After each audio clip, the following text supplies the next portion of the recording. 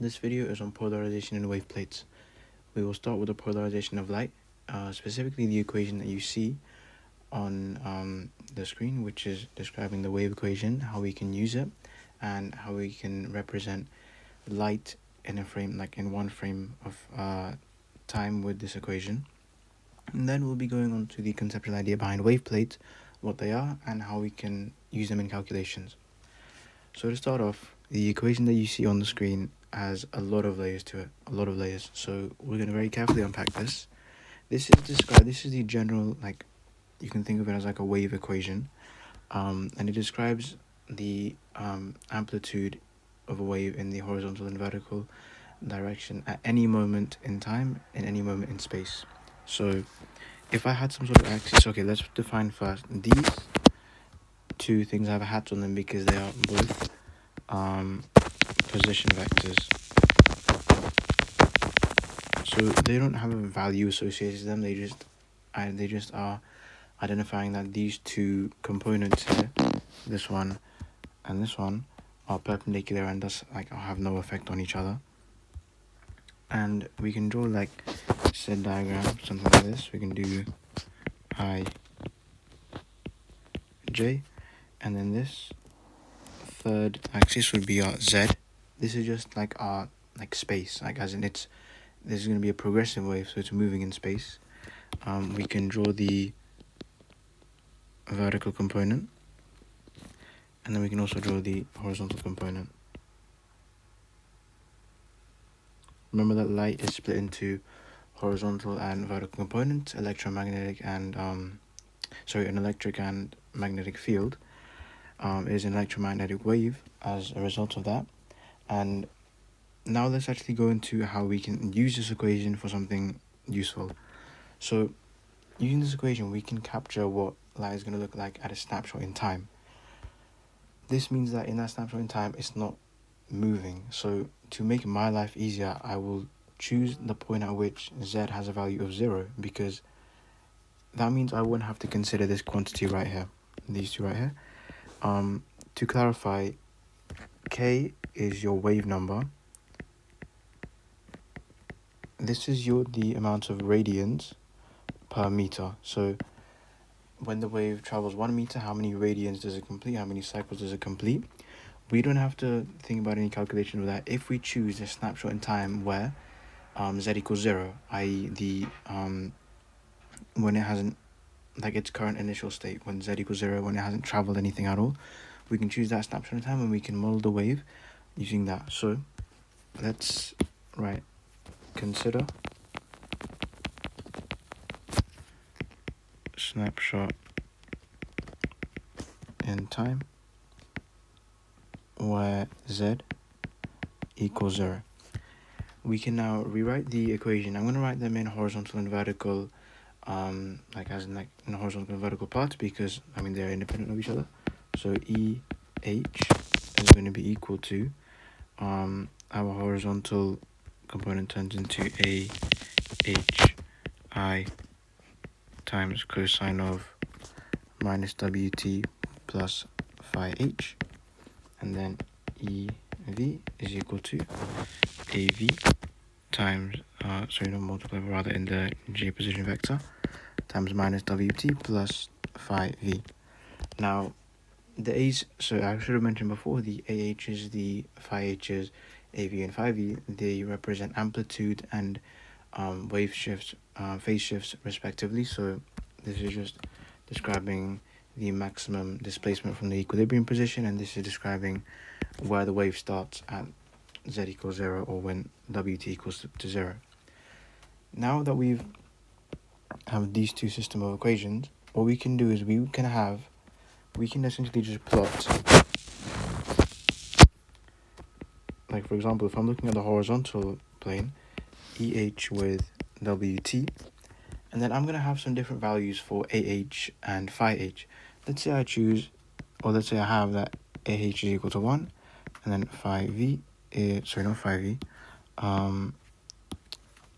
H is equal to, let's just say 0 for simplicity's sake, and that gives us that EH is equal to cosine of minus WT.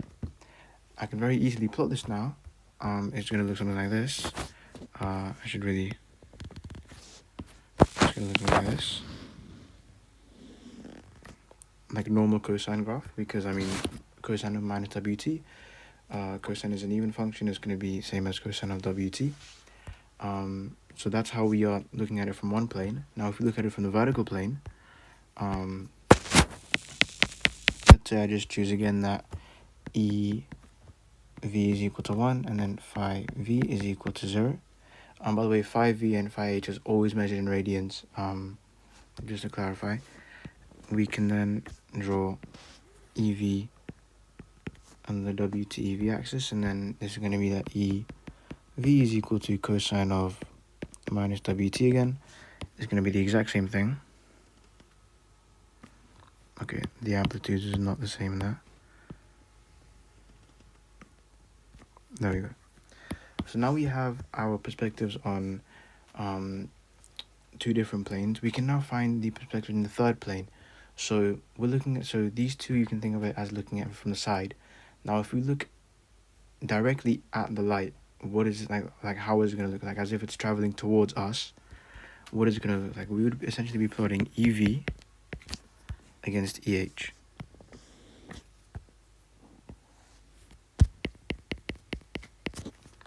Now I haven't done this, but when doing questions like this, it's a good habit to draw the graphs from minus pi to positive pi, because from there you can quite easily draw your EV, EH from minus pi to positive pi as well.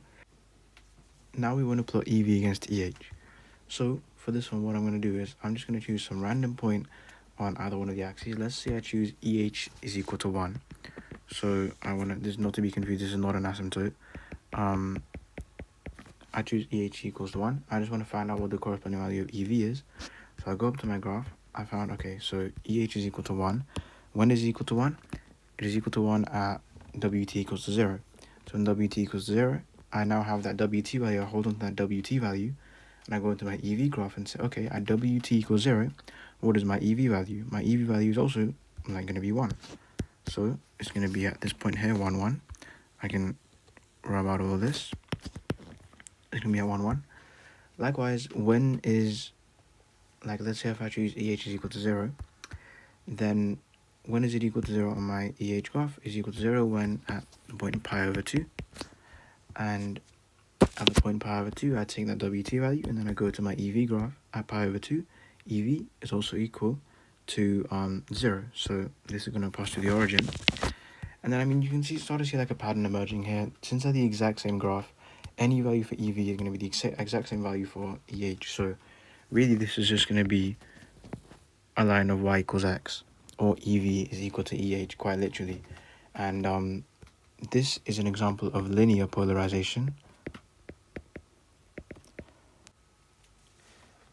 Now, this is an example of linear polarization. This makes sense because the component of light, if you break them up into your electric and magnetic field, they are the exact same. So the resultant wave is just going to quite literally be at a 45-degree angle between both of them.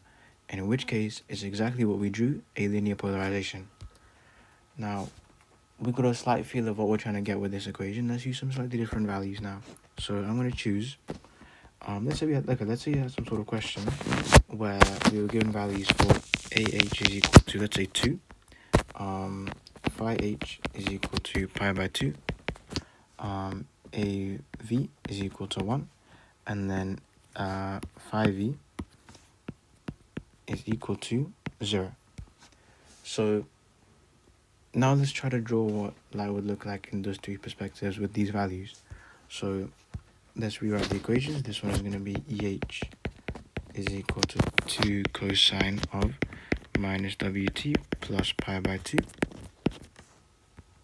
And then this one is going to be just simply EV is equal to cosine of minus WT. Now, I want to be very careful because with this one, I'm going to rewrite it slightly as 2 cosine of WT minus pi by 2. I'm taking advantage of the fact that cosine is an even function. From here, I can very easily tell that it's going to be a shift to the right. So now when I'm drawing my EH, I can very easily just identify it's going to be a right shift by pi by 2 radians, EH, and then in a cosine graph that's going to look something like this. So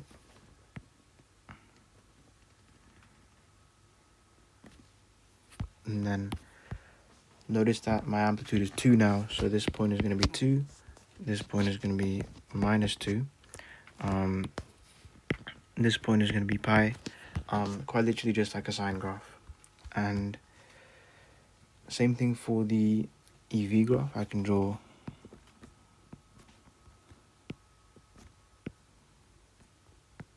WT, EV, and then this is just going to be a normal cosine graph.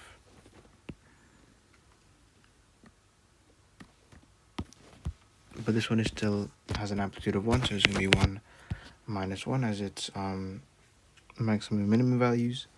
And now I can attempt to draw EV versus EH. Let me actually do it with more space.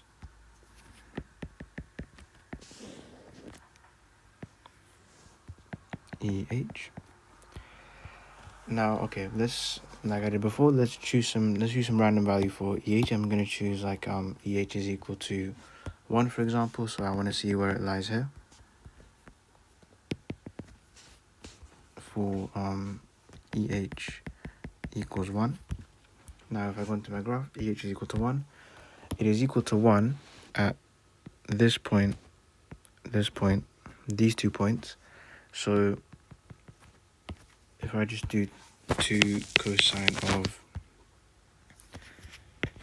WT minus pi by 2 is equal to 1, then cosine of WT minus pi by 2, I'm going to just rewrite is equal to 1 by 2, so I can just write that as sine WT is equal to 1 by 2. So that means that WT is equal to pi over 6 radians, or 5 pi over 6 radians.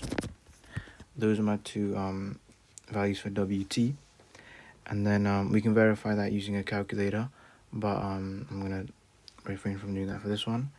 And then for those values, so for pi by 6 over here, if I just substitute cosine of pi by 6, sorry, actually no, yeah, cosine of negative pi by 6 is going to be equal to the cosine of pi by 6, which is going to be equal to square root 3 by 2.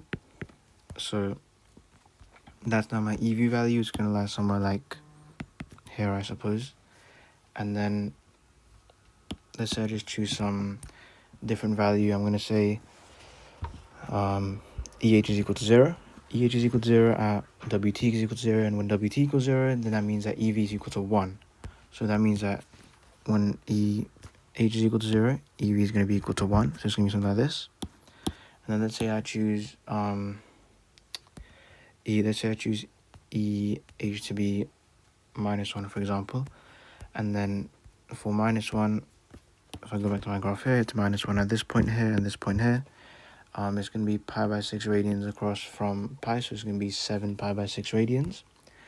And then with 7 pi by 6 radians, I can just decrement that by 2 pi to get minus 5 pi over 6 radians.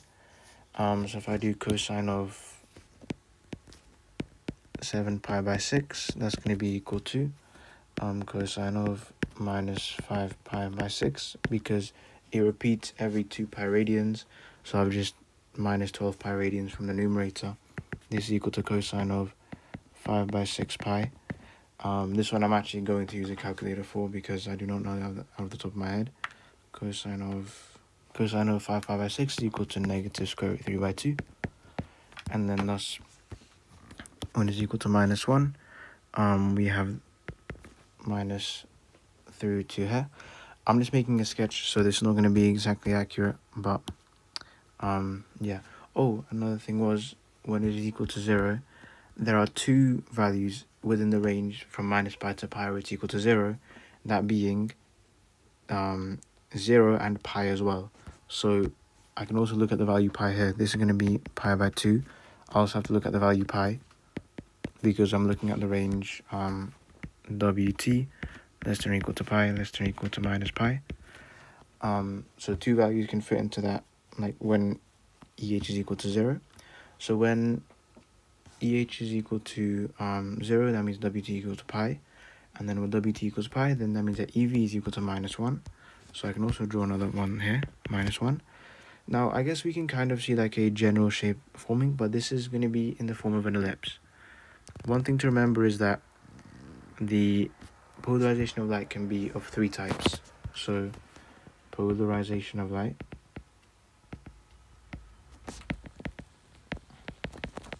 occurs in three types. That is linear, which is what we showed in the first example, circular, and elliptical, what we showed in this example. It's very obvious if you start getting like a non-circular formation of points that are not like equidistant from the origin, or if you don't get a line, then it's going to be elliptical. You can make that very safe bet. But yeah, as in we have that's what the resultant wave would look like if it was heading directly towards you. Okay, so we've used the equation in a couple of examples to draw two different perspectives of light and also the resultant perspective from the forward view. Now let's get into some sort of conditions as to when these three things occur.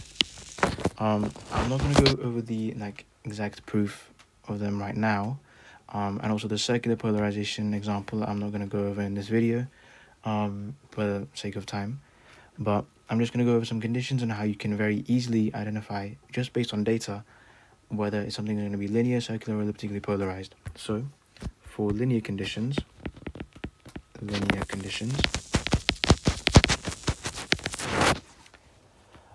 for linear polarization, the change in the phase shift, this is denoted as phi v minus phi h, or the other way around if you prefer, is equal to 0 or pi. So some sort of multiple of pi. So we're just going to say k pi. When the phase shift is equal to some multiple of k pi, and the ratios between the amplitude are like an integer value, then the vector always points along a single straight line, and the direction of the resultant light wave does not change. Only the magnitude just oscillates between different values, but the direction actually never changes. It just moves across a single straight line. That is known as linear polarization. For circular,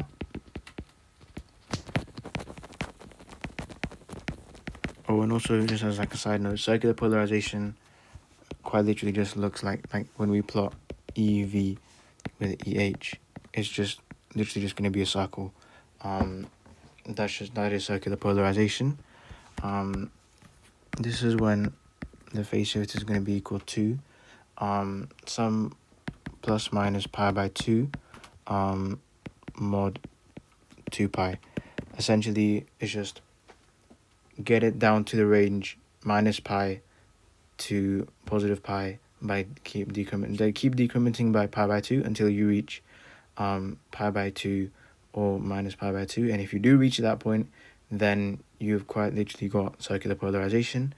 And yeah, for these ones, the amplitudes do need to be the same. So AH must equal AV. Otherwise, it's not going to be circular in that case. And then that's the same thing for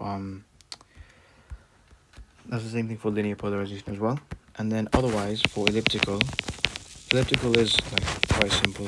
It's just when delta phi is not equal to plus minus pi by 2 mod 2 pi or some multiple of k pi. When it's not either of those, and also AV is not equal to AH, then it's elliptical, i.e. if it's not circular, if not linear. Anything otherwise is just going to be elliptical. those are some of the conditions that we can just use to find out whether something is linear, circularly, or elliptically polarized. I understand that the content for this equation was very, very, very crammed. I do plan on making a more in-depth video on why this is the case for each of the three polarization types, and going further into the equation, the derivation hopefully, and like the background of it. The intent for this one is just that we know how to use it and how we can like model light in different perspectives and capture it at some snapshot in time and view it from different perspectives. So now that we've gone through polarization of light, let's go through wave plates.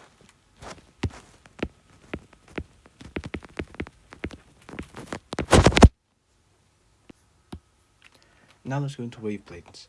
A wave plate is an optical device which is made from some sort of birefringent material which changes the polarization of light. And it does this by introducing a phase difference between the two perpendicular components of the electric field. The cool thing about a wave plate is that since it's made from a birefringent material, like with normal light, it has, like when it goes through material, it has one refractive index, it changes speed. For this one, a birefringent material has two refractive indices.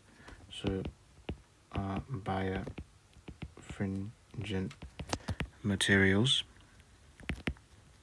it has two refractive indices, and also the refractive indices change with the wavelength of the incoming light, which is like insane to take in at first, but that is like, I think that's actually really cool about birefringent materials.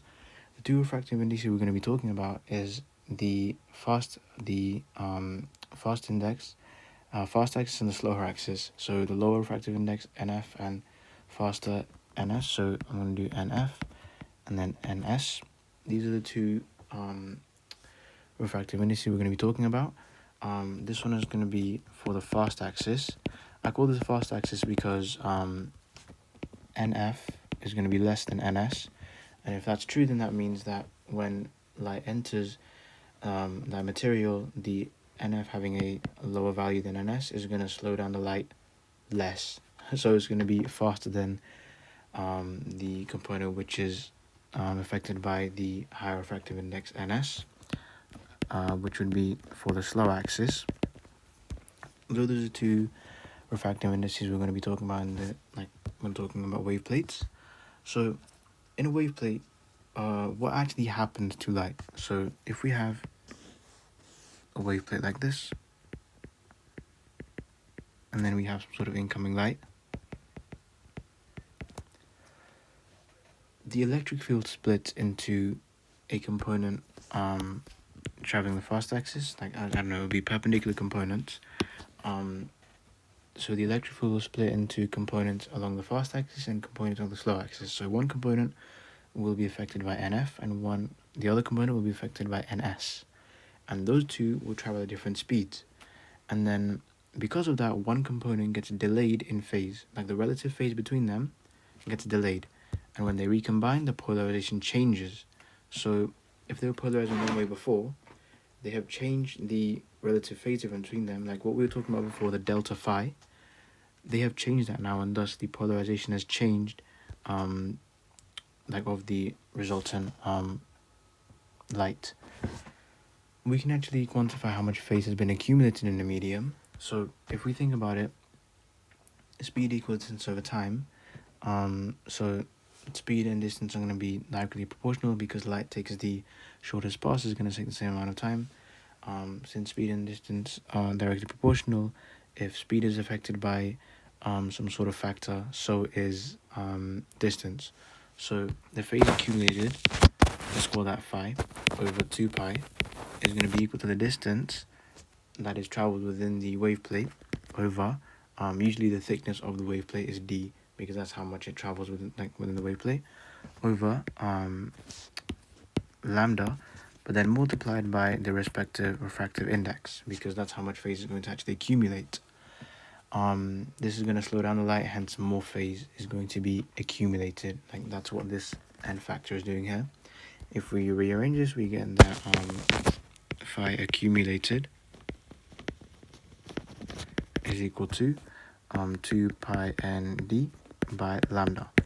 And we can use that for the fast and slow axis.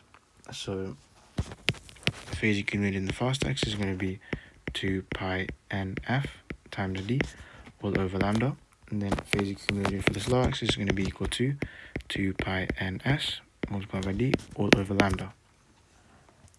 And we have the phase accumulated for the fast axis and the slow axis.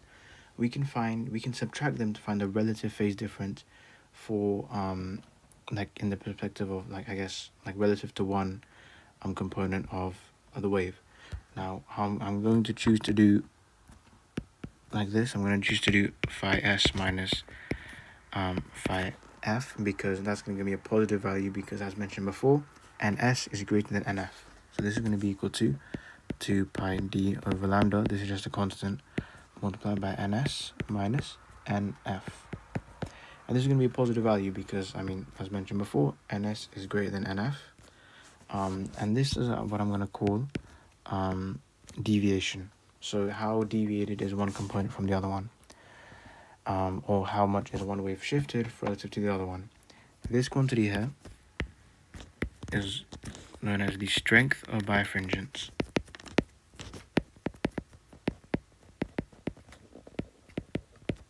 Notice that you don't actually need, if you have deviation, for example, you know how much one wave is shifted relative to another in terms of like radians. You don't need to know ns and nf individually to find the strength of birefringence. If you have the thickness and the wavelength of the light, you can just find the like ns minus nf. You can find that quantity as a whole, and that is your strength of birefringence for that specific material. When you increase the wavelength, this is going to decrease your phase shift, like as in if this increases, this is going to decrease, so the deviation is going to decrease. Those are inversely proportional. And yeah, I mean, this is like the equation that we're going to use for wave plate in terms of like calculations based on them. Again, this is a very, like to reiterate, this is a crammed video. I'm very much just saying the entire, like the very basic concept of wave plates, what it does to the polarization of light, and then how it can be used in calculations. Now that we've introduced the equation, we can go to some special types of wave plates. A quarter wave plate is when the deviation is equal to pi by 2. So when light enters when it enters a quarter wave plate, the components of the light will change phase by pi by 2 radians. And then, as mentioned before, if linearly polarized light enters a quarter wave plate, then it'll change by pi by 2 and it'll go to circular. And then if circular enters it again, then another quarter wave plate is going to go to linear again, because it's a whole number of like it's some sort of k pi. And then that's for a quarter wave plate. For a half wave plate, we have that deviation is going to be equal to pi. So let's say if linear enters a half wave plate, and then it's just going to be linear again, because it's going to be some same multiple of k pi, and then your output angle is going to be 2 times of the input angle from the fast axis for this, like as for a rotation rule. And yeah, I mean, these are the 2 types of like very special wave plates that you will find a lot in like polarization of light in quantum physics. So now let's try to go for, let's actually do a question now. So let's say that we are like that, I don't know, I'm not going to say any wording for the question, but we're just given the fact that lambda is equal to 600 nanometers. The strength of birefringence is equal to 0.03. And we use a half wave plate.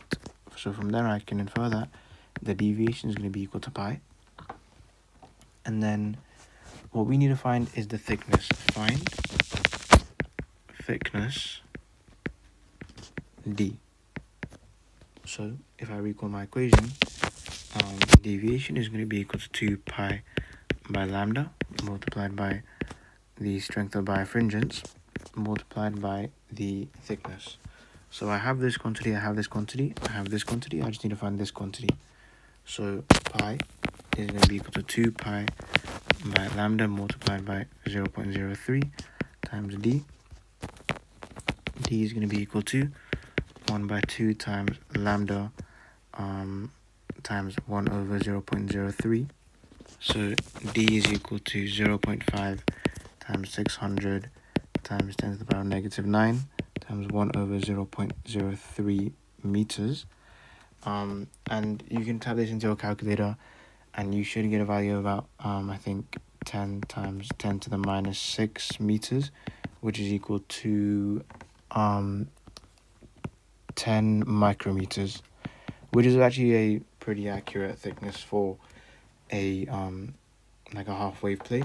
But yeah, this is how you use the equation to find the thickness of wave plate from strength of birefringence, and then also you can have some other variables to find other features of a wave plate. It doesn't have to be like, I mean, you can get quite creative with it. It doesn't have to be pi, it doesn't have to be pi by 2. The deviation can quite literally be anything. It can be 3 radians or something if you want. Actually, that, I mean, you would decrement that by 2 pi because, I mean, actually, no, yeah, 3 radians, fine, it can be 3 radians.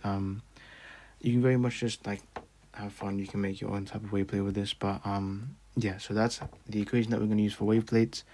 That very much covers the, content for this video. It was slightly shorter, slightly more packed, a lot of content, but, in future videos, this will definitely be clarified a lot more. We'll go through some more conceptual ideas of polarization of light. We'll go through some more conceptual ideas of wave plates. And yeah, as for this video, that's basically it. And yeah, thank you for listening.